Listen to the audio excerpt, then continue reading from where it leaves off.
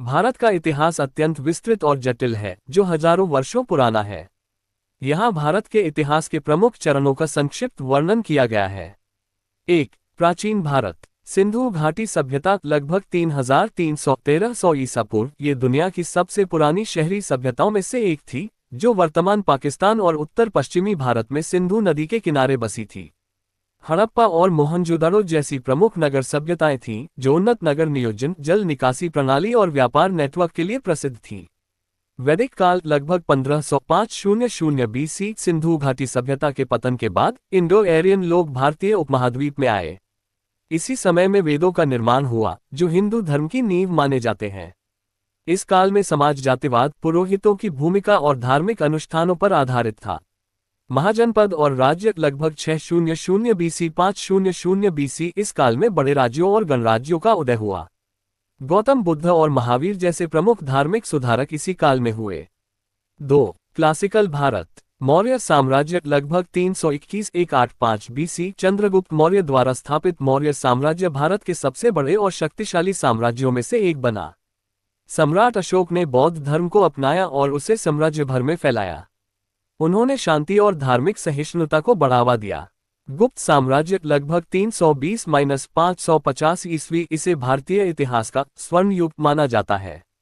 इस साम्राज्य में विज्ञान, गणित, कला और साहित्य में महत्वपूर्ण प्रगति हुई।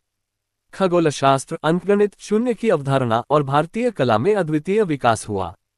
गुप्त कालोत्तर और दक्षिण भारतीय राज्य लगभग 550-1200 ईस्वी गुप्त साम्राज्य के पतन के बाद कई क्षेत्रीय राज्य उभरे, खासकर दक्षिण भारत में, जैसे चोल, पल्लव और चालुक्य साम्राज्य। चोल साम्राज्य ने कला, व्यापार और समुद्री शक्ति में महत्वपूर्ण भूमिका निभाई। 3. मध्यकालीन भारत।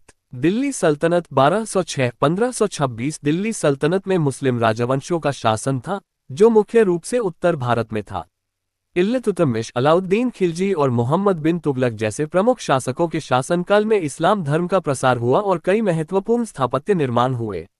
विजयनगर साम्राज्य 1336-1646 के दक्षिण भारत में एक शक्तिशाली हिंदू साम्राज्य था, जिसने कला, संस्कृति और व्यापार को बढ़ावा दिया। विजयनगर साम्राज्य का पतन दक्षिणी सुल्तानतों और मुगल साम्राज्य के आक्रमणों के कारण हुआ। मुगल साम्राज्य 1526-1857 बाबर ने पानीपत की पहली लड़ाई में इब्राहिम लोदी को हराकर मुगल साम्राज्य की नींव रखी। अकबर, शाहजहां और औरंगजेब जैसे शासकों के समय में मुगलों ने भारतीय उपमहाद्वीप के बड़े हिस्से पर शासन किया।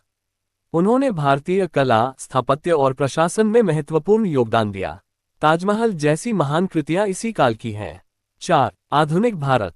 ब्रिटिश काल 1757-1947 1757 में प्लासी की लड़ाई के बाद ब्रिटिश ईस्ट इंडिया कंपनी ने भारत में अपना नियंत्रण बढ़ाया। धीरे धीरे ब्रिटिश राज स्थापित हुआ। भारतीय स्वतंत्रता संग्राम में महात्मा गांधी, नेहरू, सुभाष चंद्र बोस और अन्य नेताओं ने महत्वपूर्ण भूमिका निभाई। स्वतंत्रता संग्राम और स्वतंत्रता 1857-1947 का भारतीय विद्रोह, जिसे सिपाही विद्रोह या पहली स्वतंत्रता संग्राम भी कहा जाता है, ब्रिटिश शासन के खिलाफ प्रारंभिक प्रतिरोध था।